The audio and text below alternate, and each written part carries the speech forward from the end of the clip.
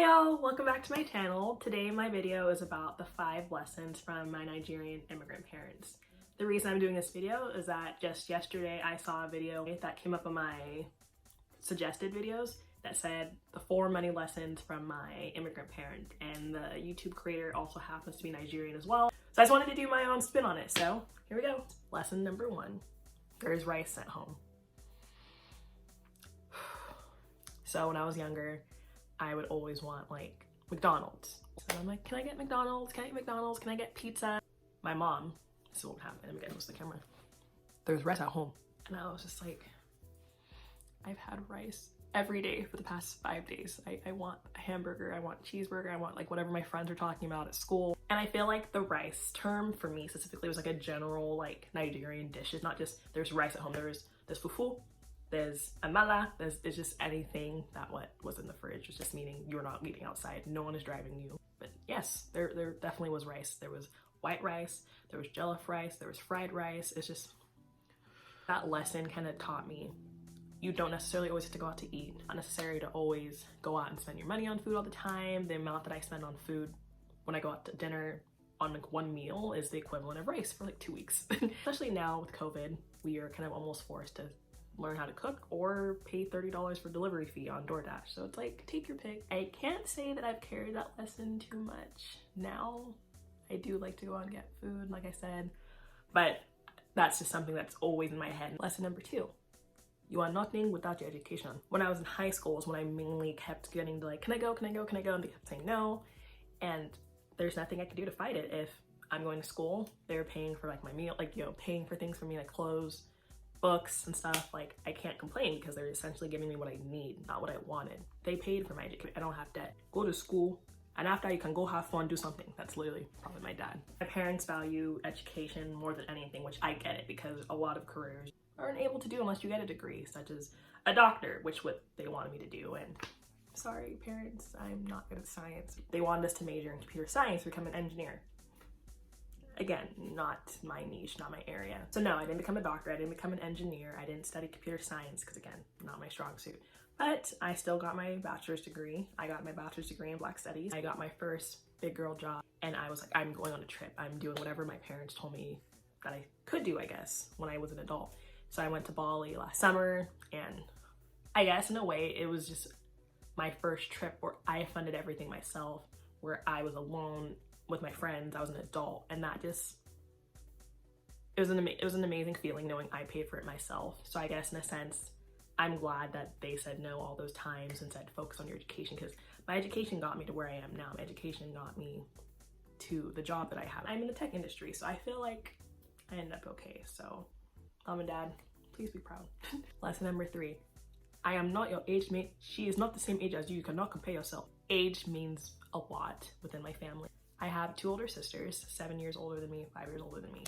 And just for everything, that played a big factor in the sense that they helped me with things, or they taught me things, or they got first pick of stuff. So if they bought 3 sweaters or something, like pink, blue, white, I didn't have a choice. They picked before me because they were older. It's just things like that.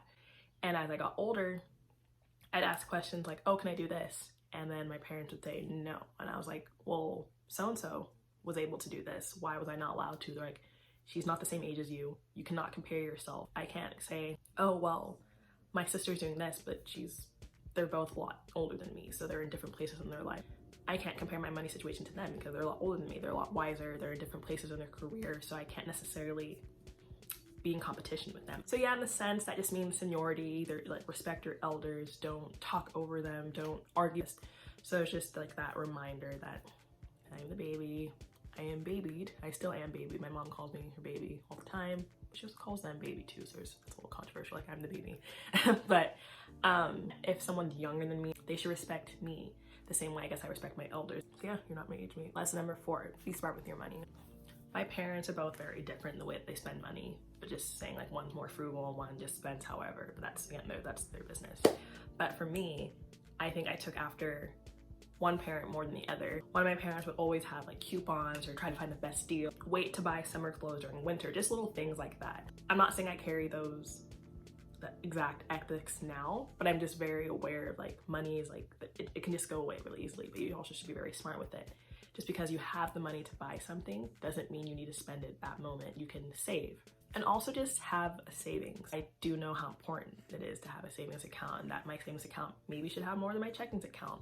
And I should never essentially account for my savings with the money I have now. That's not money I'm trying to touch or spend. That's a separate account. That's just like for just in case or an emergency. If they're checking in on me, like, do you have money? Are you saving your money?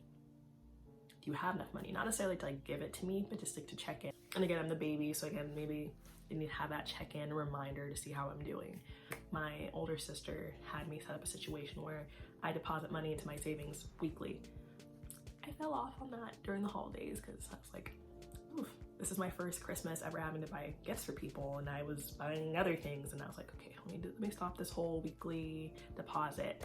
But that was something that was really helpful because my savings was looking really good. And I'm trying to carry that until now and keep growing that up and have the interest grow. Also in the sense of being smart with my money, I don't like to buy things on my credit card unless I'm able to pay it off within that first week or the week after, because I don't want interest to grow. I know that that's the way that credit cards get you. If I do use my credit card, I won't buy anything on it unless I have the money to pay it off in that moment. Lesson number 5, be cautious of your surroundings at all times. So this one's kind of like a lesson. Being Black and being a Black woman in a predominantly white neighborhood, predominantly white city, it was hard. There was just always something. You have to know that you're not treated the same as your peers. Most of my peers weren't Black, like as myself, so I kind of had that, I had my own identity to have to look out for, my own personal well-being. I was always the one who was followed around in the store, asked like, do you need help? And I was like, no, I don't need help, it's fine. They would like continuously follow me around because I'm a Black person, I'm a Black woman. They thought I was there to steal something. I mean, we know it's 2020, we're very aware of the racial discrimination that goes on in America and other countries. I mean, that's also why I'm very timid. Like I said, a sensitive topic. You don't feel great when you're followed around stores all the time or questioned or stopped on the street, or just like when my friends are like, why'd they ask you that? Or why? It's just, I'm a Black woman in America. Like just even entering stores, I think I was always like on edge all the time. And if they were walking towards me, I'm like, I'm sure I didn't do anything. For example, if I went to the dressing room and I had 5 items and I had the 5, if I came out of the dressing room and they weren't paying attention, I'd be like, hey, here's a number. Here's the 5 articles of clothing. I'm not saying that that's ideal or anyone wants to have to go through that, because no one does. So I forgot to say goodbye and thank you, but I'm gonna do that over bloopers that didn't make it into the video. But yeah, I just want to say thank you for tuning in. All right, thank y'all. Bye.